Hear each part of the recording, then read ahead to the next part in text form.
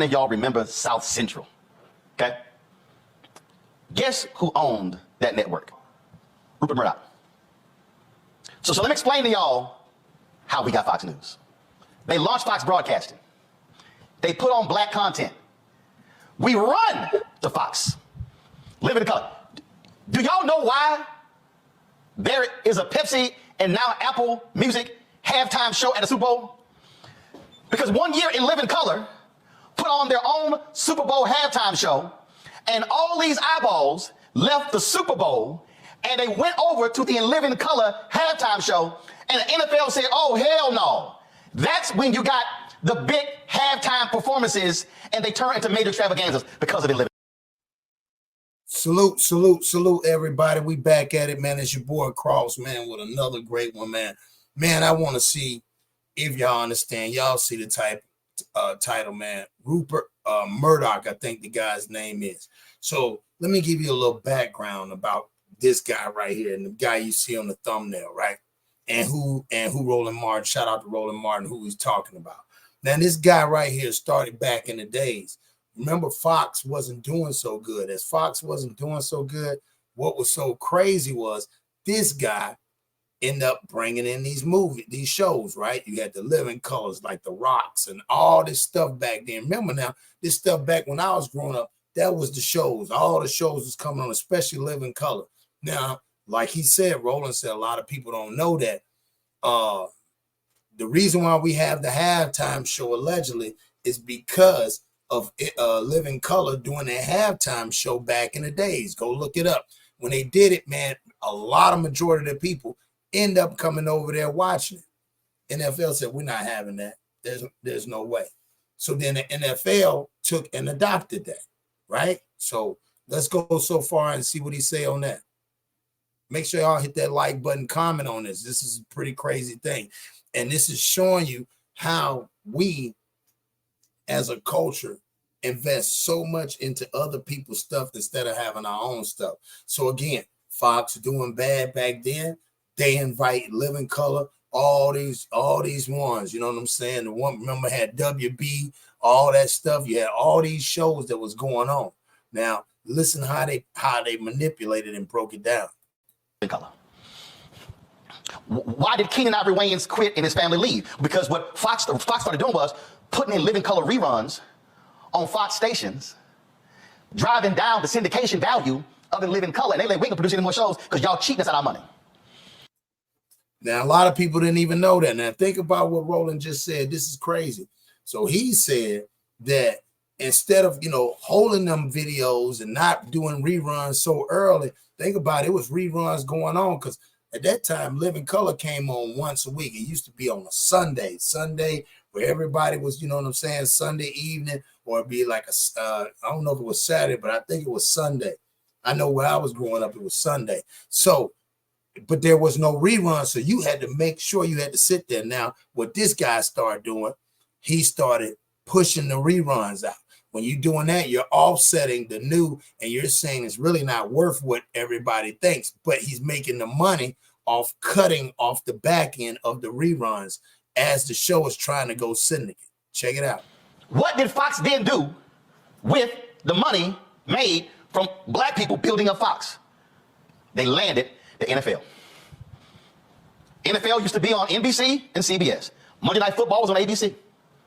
Yep. Fox offered $1 billion plus for the NFL rights, and that's when it went from CBS over to Fox. Wow. So basically, that was the play.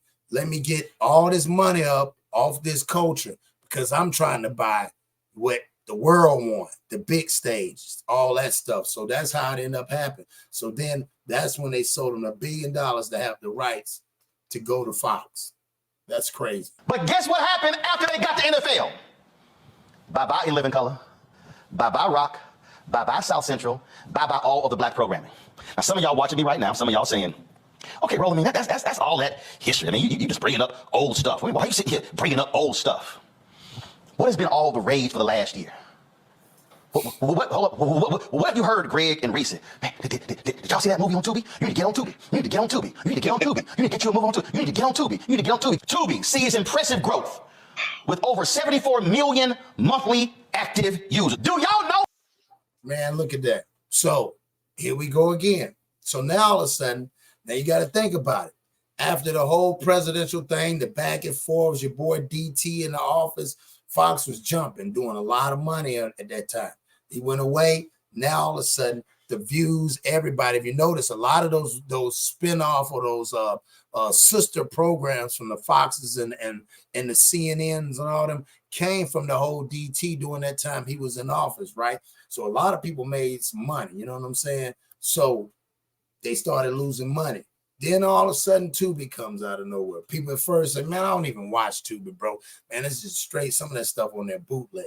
But now they're starting to allow more people in our culture to create these movies and these short movies or these long movies, and they're allowing to do that to pay us what we think, oh man, this is going to be a great movie. While they're doing it the whole time, they're getting the rights and they're building a portfolio to then sell it off later. Look at that. Tubi sees impressive growth with over 74 million monthly active users. That's crazy. Who owns Tubi? He does. Wow. And the same guy that did it back then just flipped the game and went after the young folks. That's what we're losing out. What we need to be learning. This old guy right here figured out how to manipulate the culture by getting us to be entertained, to then turn back around later part of his life. Because you got to remember now, he made all his money. He still got money. All he doing is setting up his money for the next generation. It's called a generational wealth. That's called generational transfer. And that's how the corporate business do it.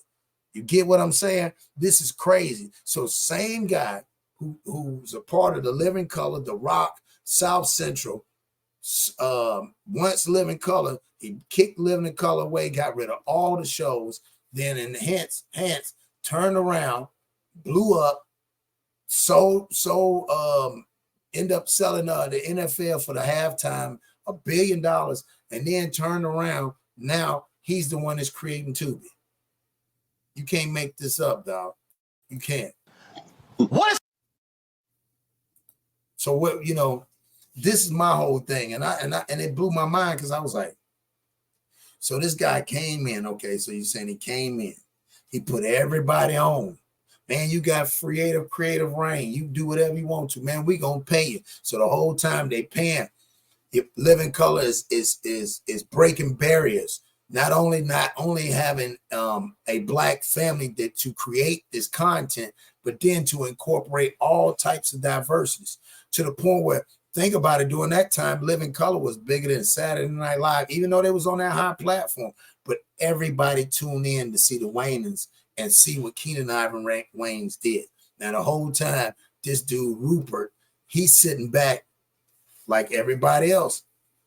Yeah, let's go ahead and get it. Then when they realized he knew he had the niche, when they did that halftime show, and then and the NFL called him, he said, I got something. So then he turned around and said, hey, we're gonna just pay y'all this chump change, Living Color. Y'all can stick around if you want to. Keenan Ivan Wayans said, no, why would I do that? But at that time, they done got most of the content. Or think about it, when you're first starting something, your creative, the creative flow is going just crazy. So you're creating stuff because you're living in the moment, not realizing you're creating history while you're in it. So again, I just think it's just crazy when you sit back and look at that, man. Y'all start doing your homework. We got to start doing more ownership, man. We don't have this ownership. They're owning this stuff. They're just doing a recycle. Everything comes back 360.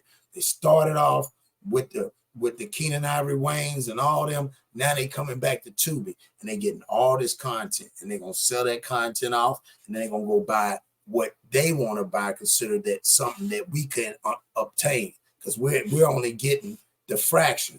Think about it. It's like a pawn shop. They know when you walk in through that door, they know they're gonna hustle.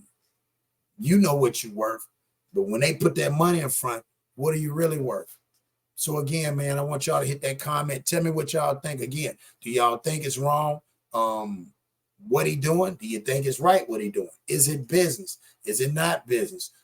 Should the people or most people know going into business should they understand it is one is business, and this ain't nothing new under the sun. And maybe they should do more research, like these artists that claim they getting beat out of all this money. So y'all tell me what y'all think, man, because I just really want to know this. This is really bothering me with this, man. So the guy from Tubi is the guy that used to start off in Fox, who ended up selling most of the stuff with Fox. So there y'all have it. Man, y'all hit that like button, comment, subscribe, man. You've been plugged in.